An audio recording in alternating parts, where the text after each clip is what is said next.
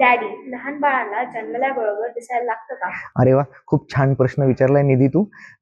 बऱ्याचदा आपल्या आया ज्या येतात बाळांना घेऊन, त्यांना पण हे आपण समजावून सांगतो की लहान बाळ जन्मल्याबरोबर त्याची नजर तयार झालेली नसते किंवा त्याची दृष्टी जी आहे त्याला आई काही स्पष्ट दिसत नसते. थोड्याशा अंधुक हालचाली त्याला दिसतात.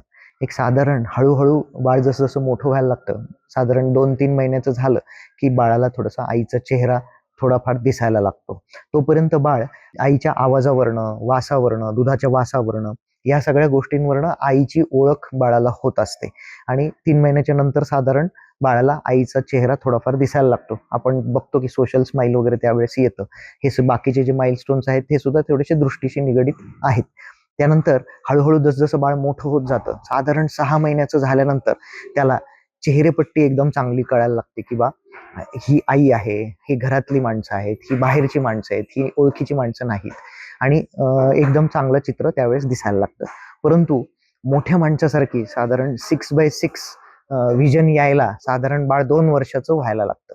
मग त्यावेळेस तो बाळ मोठ्या माणसासारखं सगळ्या गोष्टी वाचू शकतो किंवा आपण ते कलर चार्ट वगैरे आहे तेवढी वाचण्याची जी व्हिजन आहे ती 6x6 साधारण 2 वर्षाला येते. आता आपण हे बघितलं की आपण ही जी दृष्टी आहे, डोळ्याची डेव्हलपमेंट साधारण 2-3 वर्षापर्यंत चांगली कंप्लीट होते.